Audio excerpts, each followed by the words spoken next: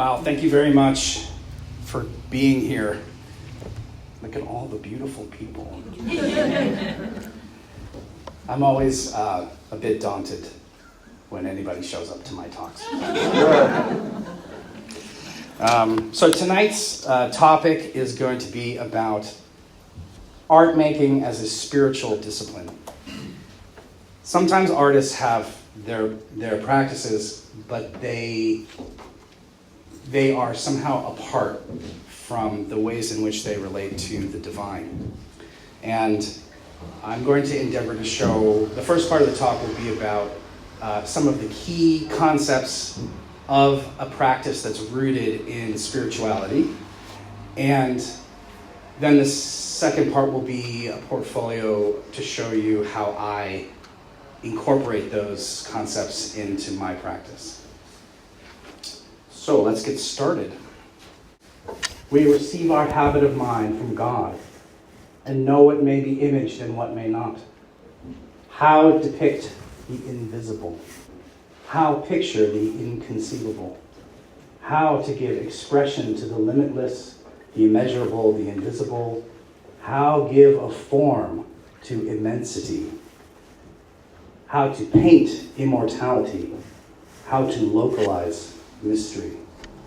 These are the words of John of Damascus, a very important saint who wrote on holy images. All good painting is spiritual. That's by Mark Rothko. Even though he's an abstract artist, he's not using religious imagery. He still understands that painting as a practice, if it's good, has a relationship to spirituality. So the key concepts that I'm going to cover here are, the first thing we're going to do is define or distinguish the different types of art making. Then we'll talk a little bit about the concept of the book of nature and the book of Revelation, the cosmic order, disenchantment, the spiritualizing of matter, and the habitus of the artist. And so we read from Pope Benedict, who was a great friend of the artist. A work of art is a product of the creative capacity of the human being, who in questioning visible reality seeks to discover its deep meaning and to communicate it through the language of forms, color, and sound. Art is able to manifest.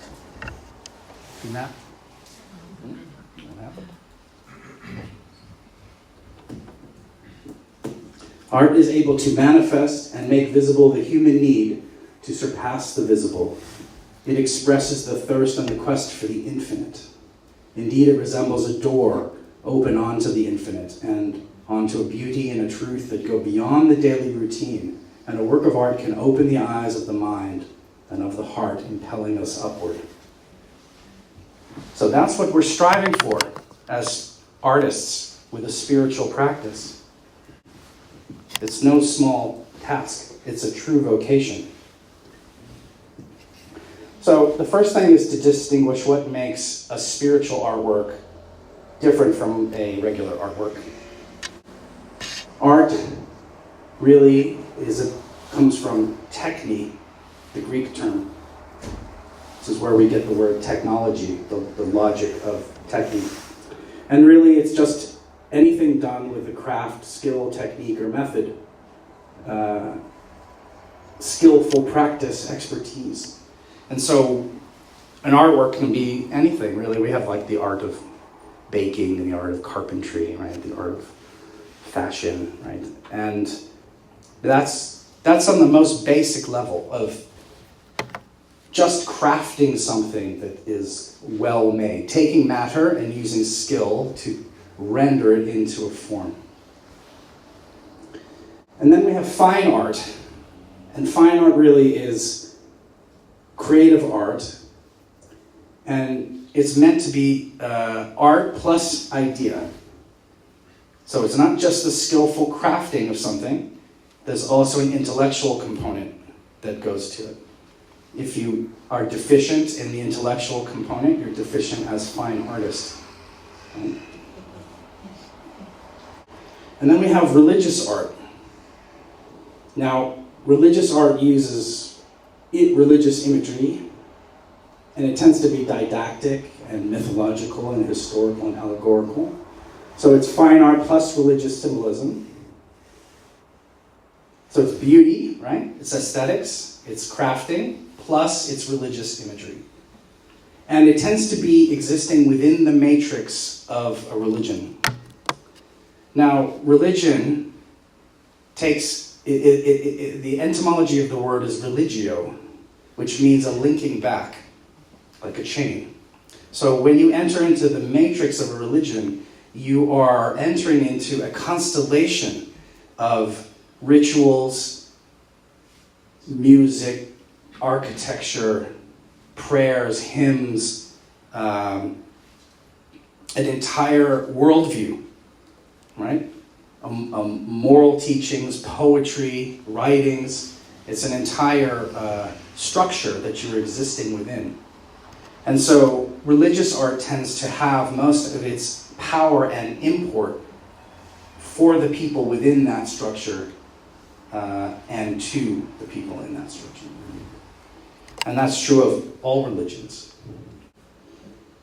Now, I make a distinction here between sacred art and religious art. Now, sacred art is art that inspires a sense of the divine and the transcendent.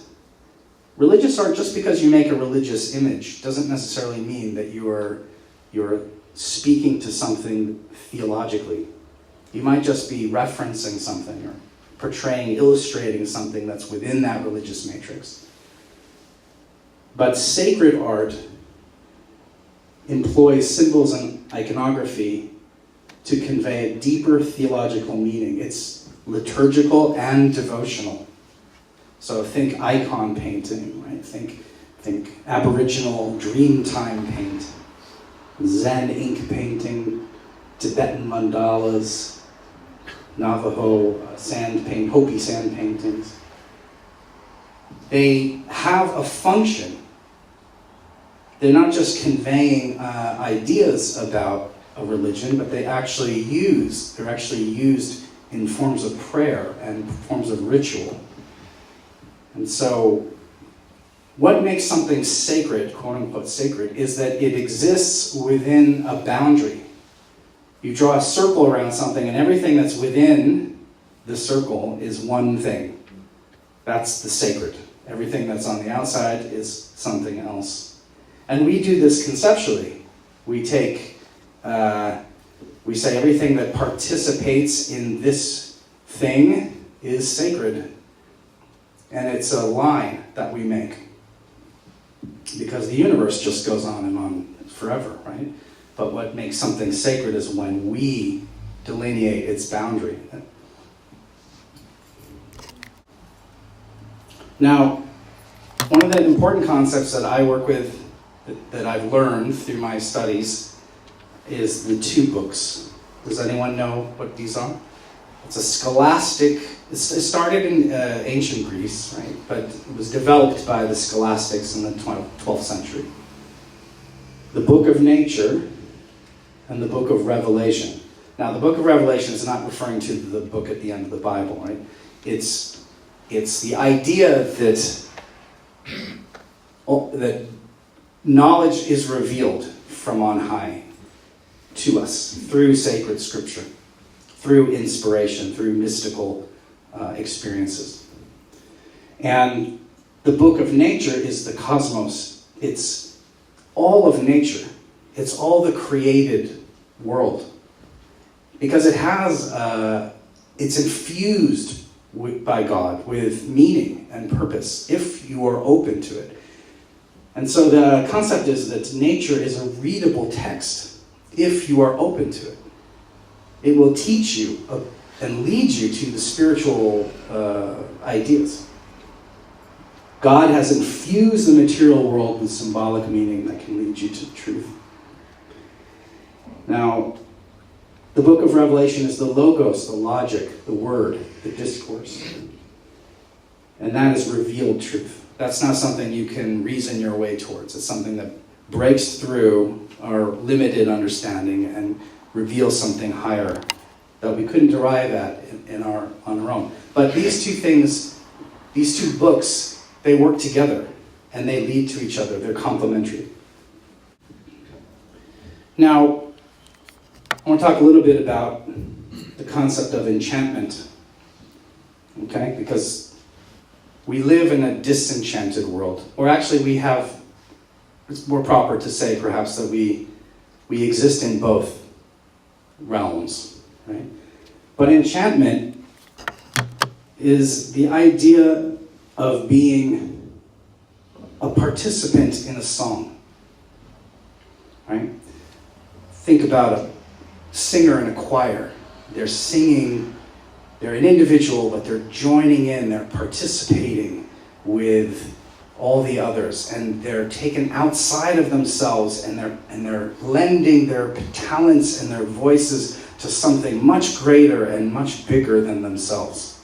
And together they produce or respond to something beautiful and something powerful that they couldn't do on their own. So, enchantment, incantare, meaning to sing, participation in the song, God's song. It has associations to visions and rapture and intuition and the communion of the web of nature. And engagement in the larger symbolic and poetic patterns that underlie human experience. Okay. But the most important thing about enchantment is that it speaks to the experience of connecting with the higher order from which the generation of all meaning derives. And that's an important concept that in the secular realm we've lost, because progressivism, secularism, modernism has had a flattening effect on this sensibility that we are encrusted within that cosmic and moral order. So this slide is an image of the Neoplatonic, what I call the three hypostases. Right? It's a useful model for me to describe this idea of the order. At the top you have the one, the absolute, the philosophical absolute, which as believers we conceive of as God. But philosophically it's the supreme power, but the absolute is beyond all thought, beyond all conception, beyond all description, beyond is and is not. It's completely unconditioned, even beyond really comprehension. But from that, we have the divine mind, the nous. And that's all the ideas, the transcendental ideas, right? Which exist apart from matter. They're spiritual ideas, the ideas of God. Meister Eckhart calls angels the idea and ideas in the mind of God. And from that, there's the soul of the world. And the world is everything, right? It's the instantiation of those ideas into particular forms. But the ideas themselves are transcendent. They, think of like a sort of a mathematical formula, right? It's true everywhere, always, beyond any particular expression of it, right? And then you get to the sense world, which is where we are. We sense things through our bodies. We're embodied souls. We are an admixture of spirit and matter. And that's important to note because here's where meaning comes from. Everything that's intellectual and conceptual comes from on high. It does not bubble up from below. Meaning itself, matter and material itself is empty. It's just stuff.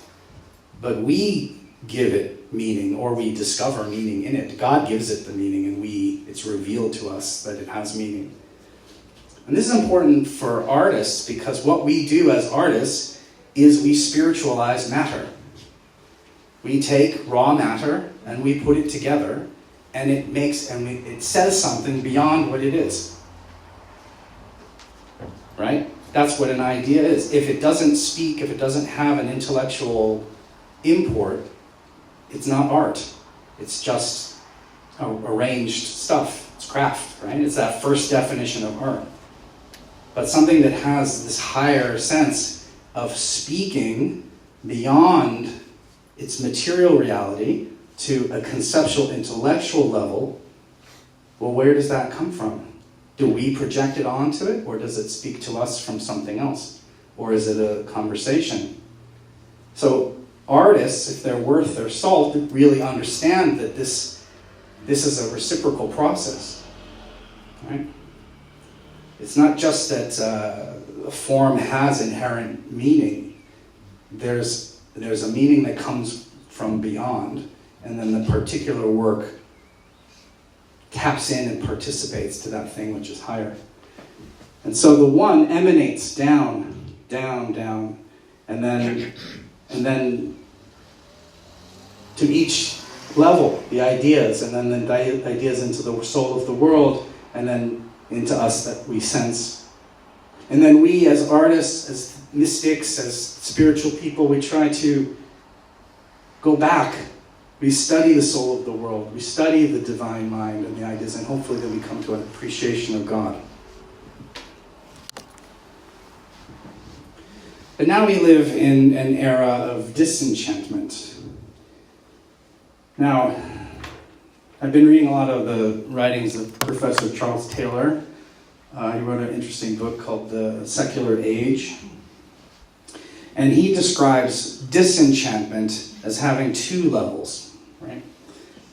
Demagification, which is the conception of the loss of the world as filled with magical forces, which emanate from people, places, and things. That means the physical things don't have any intrinsic, transcendental, supernatural power.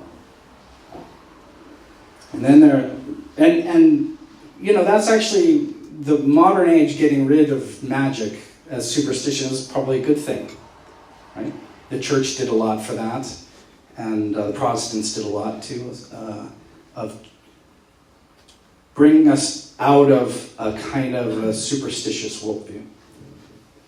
But with the loss of that also came a loss of the belief in the cosmic order. We flattened everything. That's what determinism is. It's a flattening of our sense of being encrusted in that moral order. Right? Loss of belief in a cosmic order which reflects the meaning of eternity, of moral stages, statuses in the universe, and about the highest of the universe and what's lower. And then the loss of notions of people and societies encrusted, and that has to do with hierarchy, right?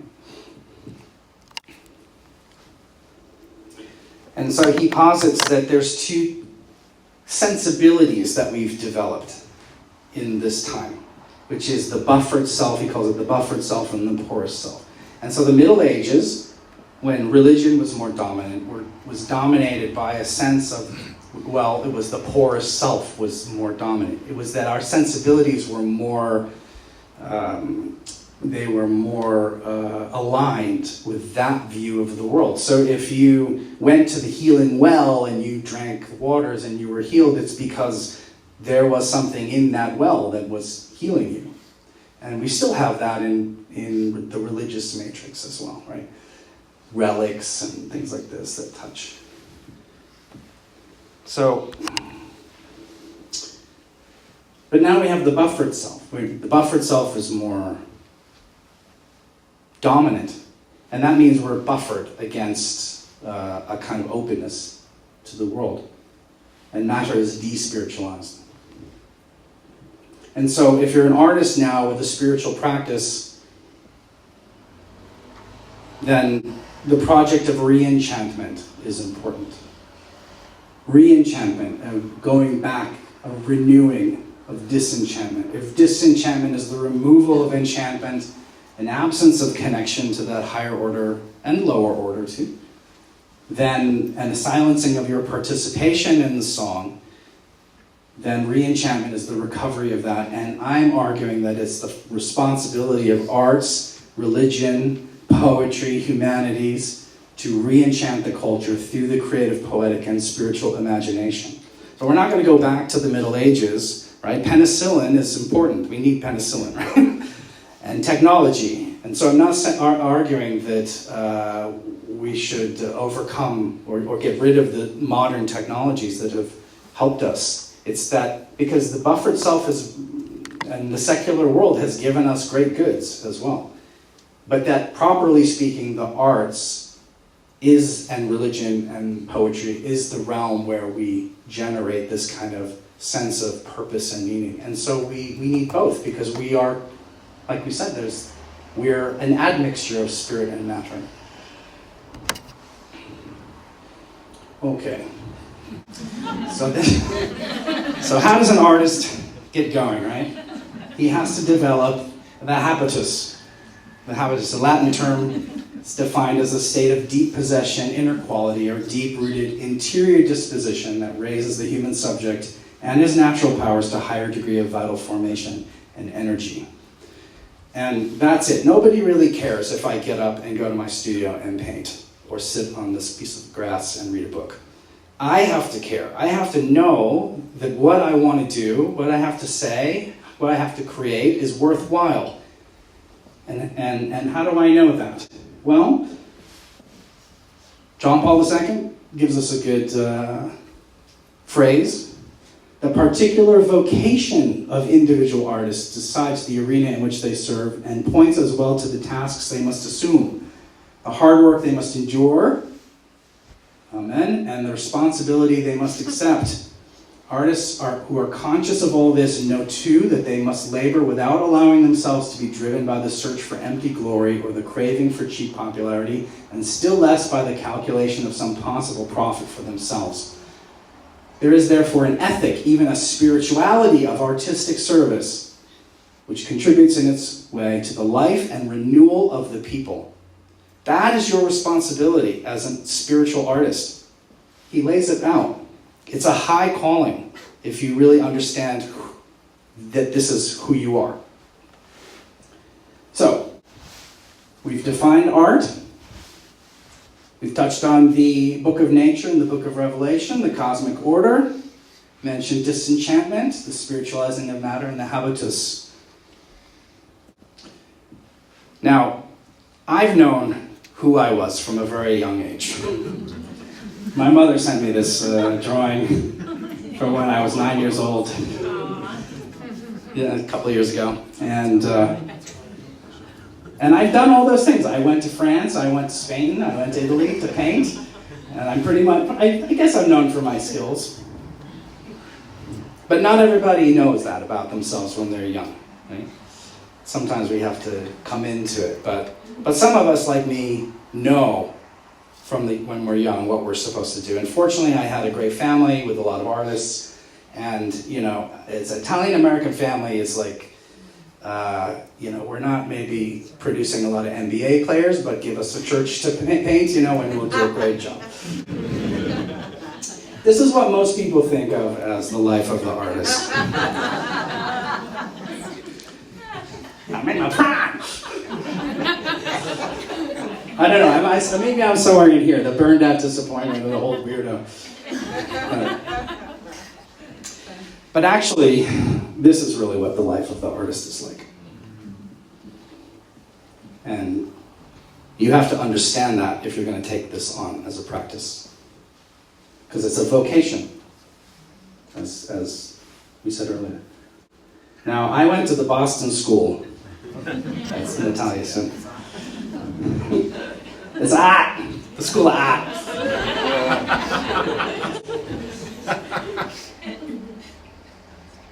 And some of my first jobs were restoring stained glass windows in cathedrals and churches and chapels. And so I always had this relationship to the church as an art, as a repository, as a home. And sometimes in my these jobs that I would get, the studios that I worked for, I'd be able to do my own glass work, like this piece here. And I was a pretty young, cool dude, and I had long hair and leather jacket, and I lived a pretty bohemian life in a warehouse in Brooklyn for many years before I came to California. And, you know, that's where you go as an artist, right? In the East Coast, you go to New York. But I had a hard time really figuring out my spiritual vocation as an artist in that place, because there's so much good work everywhere you go, and so much bad work, and everybody's selling it, and so you don't know. It's hard when you're young to figure out where you are and where your voice is. Like, what is your voice going to be? What are you going to contribute to the arts? And so there's a lot of chatter, and so after a few years, and then this was the kind of work I was making in New York. Really intense paintings that were derived from dreams. So I was reading a lot of Joseph Campbell and Iliad and Jung, right? And because, you know, what am I going to say as a 23-year-old guy? You know? I didn't have a lot of experience, right? So I could pull from my own unconscious and the things that I was studying, right? But as beautiful as they are, they're completely unsellable. So I had a hard time making a living. But I think that's an important process. You have to exorcise your demons. You have to pull out the stuff out of you. This is why you see a lot of young artists make very confessional, almost like journal work, you know, when they're young, because it's very autobiographical, but it's all couched in symbolism. And then I had this sense when I decided to leave New York that I had to study nature, because the city wasn't working for me. It was too oppressive. 9/11 happened. I witnessed that. It was terrible, and great blackouts, and you know, nobody knew what was going to happen. And I said, I gotta get out of this place, and if I'm going to be a great painter like Van Gogh or Monet or something, I can't just look at their paintings. I have to look at what they looked at, which is light and vapor and mountains and plants and animals and trees and stuff. And this Zen painter from the 14th century confirms this for me. So, you know, it's the same for most painters. Speaking of painting in its finest essentials, one must first read widely in the documents and histories. Then you ascend mountains, trace rivers to their source, and only then can you create one's ideas. And that's what I did.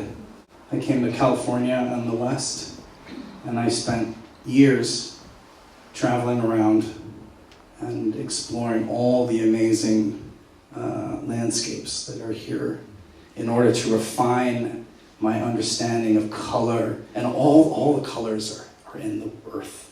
You know, that book of nature, I was learning to read that book of nature, because you can't believe that there are landscapes like this here in California. And then I would make drawings and translate that experience into the rhythms of nature. Nature is an endless combination and repetition of very few laws. She hums the old, well-known air through innumerable variations.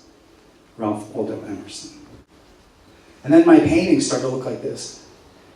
They were abstract, so they're not based on a specific landscape, but the evocation of that landscape, reading the poetry of that landscape. The beautiful movement of the mountain, and the colors on this are a little intense because of They're a little bit more subdued, but give you a good sense. Waterfalls and creek beds.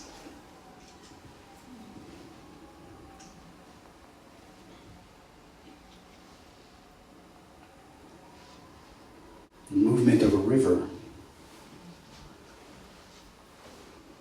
Geysers and stalactites.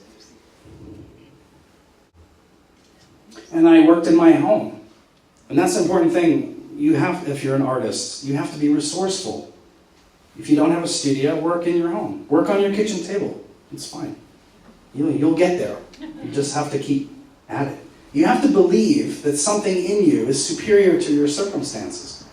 And just keep at it. The whole earth is a living icon of the face of God, says John of Damascus. But St. Augustine tells us, question the beauty of the earth, question the beauty of the sea, question the beauty of the air, amply spread around everywhere, question the beauty of the sky, question the serried ranks of the stars, question the sun, making the day glorious with its bright beams, question the moon, tempering the darkness of the following night with its shining rays, question the animals that move in the waters, that amble about on dry land, that fly in the air. Their souls hidden, their bodies evident, their visible bodies needing to be controlled, the invisible souls controlling them. Question all these things. They all answer you, here we are. Look, we're beautiful. Their beauty is their confession. Who made these beautiful, changeable things, if not one who is beautiful and unchangeable? And that's the divine. You can arrive through, right, that chain of being. And so I went to India, mostly to study the architecture. I had fallen away from my Catholic practice, my faith. I was raised Catholic, but I'd fallen away during this time. I was really interested in looking out at other cultures. And just the beauty of these temples really taught me a lot about symmetry. So you see symmetry in a lot of my work that I did when I came back from studying in India. I went there to study with a very great artist named Om Prakash Sharma. And so when I came back, geometry started to enter into the work. And I was trying to reconcile it with all that gestural stuff from the nature phase, right? How can you integrate geometry and gesture? How do you integrate precise analytics and emotion? Because the brush stroke is like emotion, right? But then a precise line it has to be mathematically drawn. And that's how we are in our minds, right? We're always dancing between what we know and what we feel.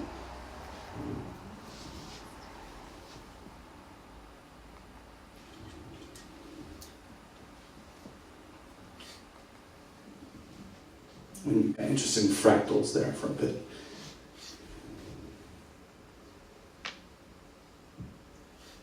And, it wasn't that this is all called the temple series. I wasn't trying to copy temples that I saw. I was trying to be infused with the logic of sacred spaces. And hopefully bring that then into the paintings. All done by hand, no computers. Then I went to Mexico to study the great Mayan pyramids because we have an ancient civilization right here in North America that is thousands and thousands of years old and has incredible, beautiful, sacred buildings. Now, I had been all over Europe after art school. I backpacked all over Europe. I saw all the great cathedrals. But I wasn't in a place spiritually to really allow the logic of the Christian spaces to enter into my thing, because I hadn't discovered my voice as an artist yet. I just went there to experience them, but I hadn't downloaded that imagery. But here, you can begin to see the sense of those shapes, those big, bold shapes. And that symmetry and the sense of the tabernacle and the altar.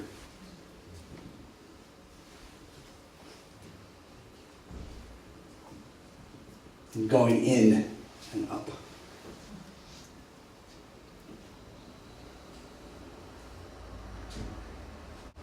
So now all of that gestural stuff has started to resolve now and been a little bit more unified, right? So the line, the sharpness of the line and the gesture becoming more unified. This is my studio.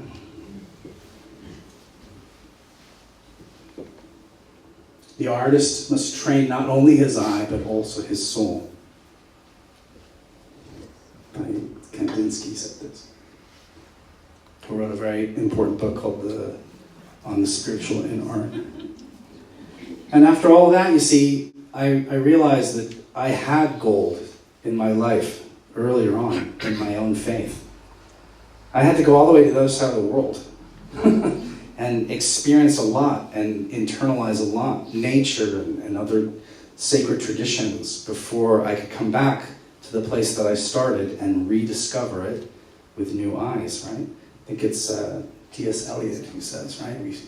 We shall not cease from exploration, but the end of all of our exploring will be to arrive at the place that we started and to know it for the first time. And so St. Dominic's became a great home for me. It's the most beautiful church in San Francisco, I think.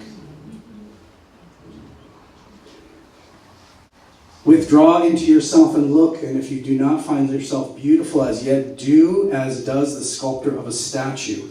Cut away all that is excessive, straighten all that is crooked, bring light to all that is shadowed. Do not cease until there shall shine out on you the godlike splendor of beauty, until you see temperance surely established in the stainless shrine. Where's the shrine? Is it out there? No, it's in here. It's within you. Each of us is a tabernacle of the Holy Spirit. And so that began to, that sense of that inner beauty, that the temple is within, started to inform the work. And the color became lighter and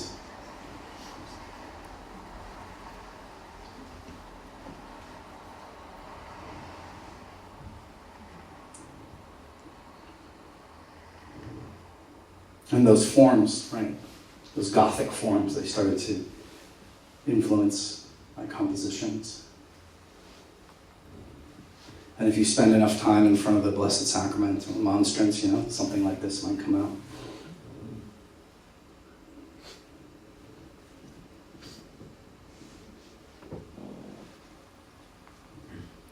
That's this one right here.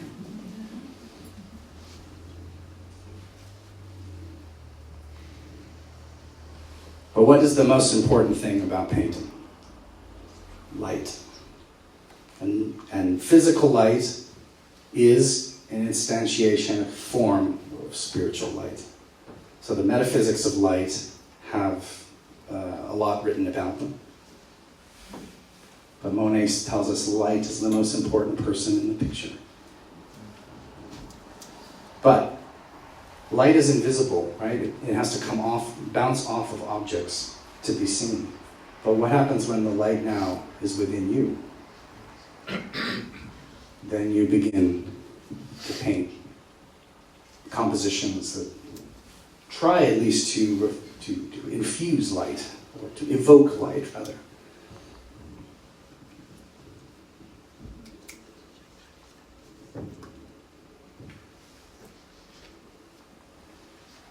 This one here. So you see the color's a little off right on the slide. I apologize for that.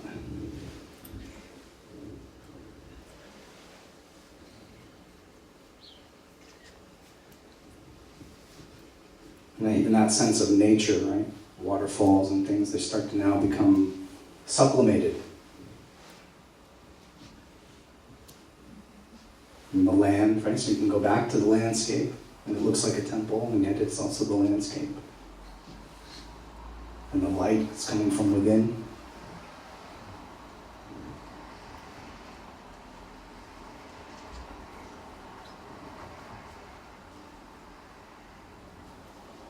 Now, that's my journey through modern painting. But because I'm involved in the church, I've been tasked to serve the church. And Pope Paul said it even in 1964 to his address to artists, "We need you.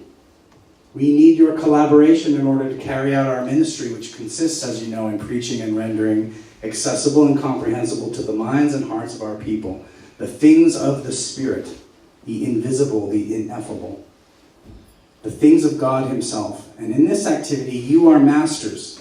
It is your task, your mission, and your art consists in grasping treasures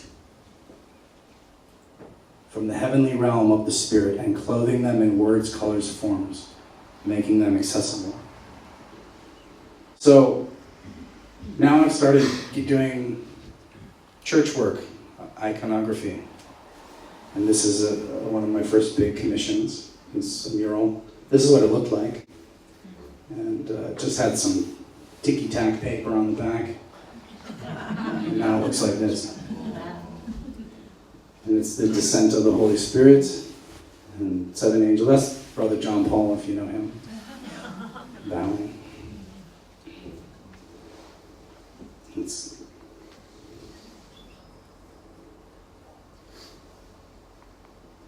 Well, this is all based on the style of Fra Angelico, who was a famous Dominican artist. And so his style seemed that's why they all kind of look like Florentine choir boys.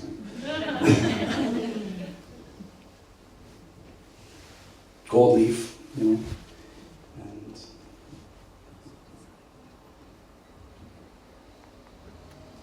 that's my favorite figure out of all.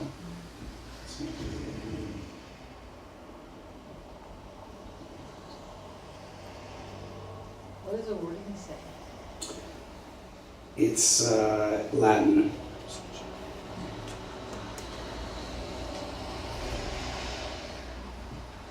Gloria in excelsis. Sanctus, sanctus, sanctus. There's Father Carl, who's now one of the pastors here, and he commissioned this work.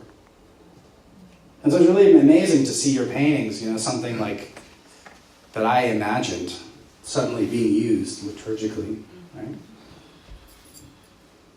And the best compliments I got from people were, that looks like it's always been there. I know it's new, but it feels like it's always been there. That means I did my job correctly, because it meant that the work was seamlessly blended into the architecture. So that's sensitivity, right? You have to develop that sensitivity to the space.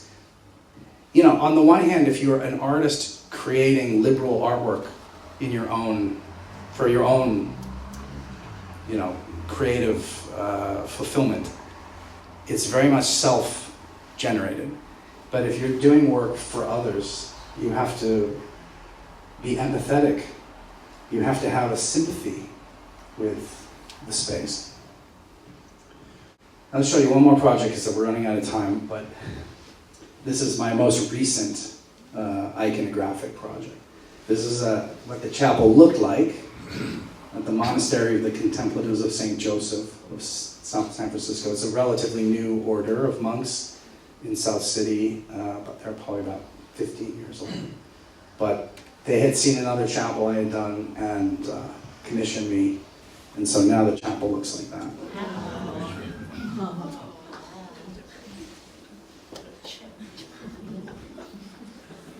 And so I had to think very much about who they were. So for example, they do the Eastern Rite and they do the Latin Rite. So they're bi-ritual. And so we have over here the Western Fathers, Augustine, Jerome, Ambrose. And over here you have the Holy Hierarchs of the East, John Chrysostom, Basil and Gregory of Nazianzus. And there's a logic to liturgical action, liturgical iconography. So for example, Christ is enthroned, and then the altar, and then you always have Mary in an proper Orthodox setting, behind the altar, and within her is the Christ child. So God descends, right, into Mary, into the child, into the Eucharist, right, into the chalice, right, and then into us. So there's a vertical axis.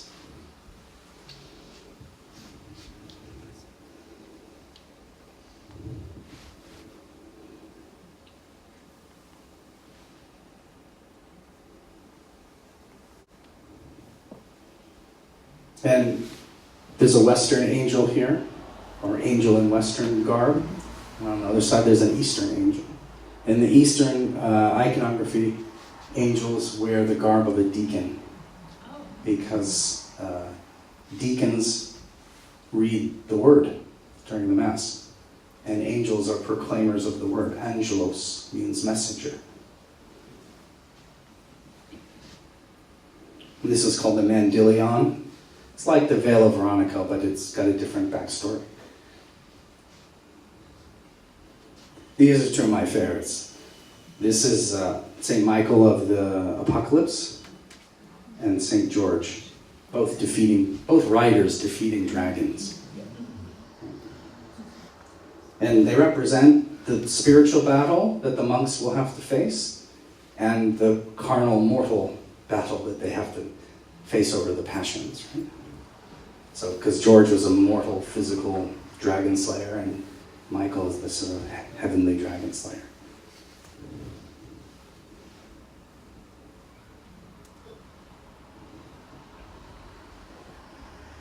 But you can see a lot of the bright colors that I like to use, right? The geometries.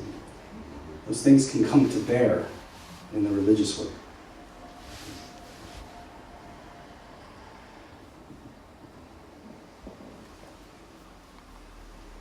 This is the back, looking towards the back. And because they're monastics and they also have nuns, we have three of the great founders of, or male monk monastics, and three great female monastics. So Benedict, Francis, and Anthony, the great. And Saint Scholastica, Saint Macrina, who was the sister of Gregory of Nazianzus, and Mary of Egypt, who was a desert mother. And St. Joseph, of course, who's the patron of their order.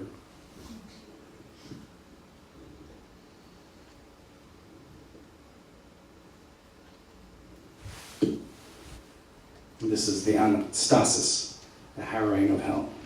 It follows the crucifixion.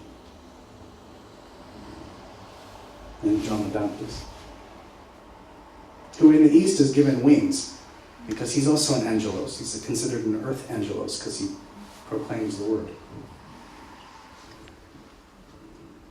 Here's a better picture. And that's the first liturgy there in the new space. And then phase 2 is I'm going to build an iconostasis, and I'm going to do it a tile floor for them. So it's an ongoing project. So that gives you a sense of making art for the self, for developing the self. The first part I showed you all of the sort of abstract work, right? Internalizing nature, looking at the book of nature, thinking about yourself as a conduit of the divine, right? What you make is an offering, but you have to have a belief that what you're doing is worthwhile and that the process is worthwhile, because it's hard. The process is hard. It constantly calls into question all of what you assume, making a living and things like that. But if you do this diligently enough, then the Lord will find ways to use you in the service of love and light. So last slide, you're all probably antsy to go, but dear artists, you are the custodians of beauty. Thanks to your talent, you have the opportunity to speak to the heart of humanity, to to touch individual and collective sensibilities, to call forth dreams and hopes, to broaden the horizons of knowledge and of human engagement. Be grateful then for the gifts you have received, and be fully conscious of your great responsibility to communicate beauty, to communicate in and through beauty. Through your art, you yourselves are to be heralds and witnesses of hope for humanity. That's not a small thing. And do not be afraid to approach the first and last source of beauty, to enter into dialogue with believers and those who, like yourself, consider that they are pilgrims in this world and in history towards infinite beauty. That's Benedict XVI. I think that's a pretty important and powerful task that we've been given. And there's some reflection questions that I'll leave you with. How do you recognize, develop, and nurture your own creative gifts in your own life? Do your creative gifts manifest as a form of art making? Has your creative endeavors led you to a deep spiritual insight about your own life and relationships to the divine? And have you shared those with others? And what are the fears that might be holding you back from developing your artistic gifts as a path of spiritual practice? Thank you.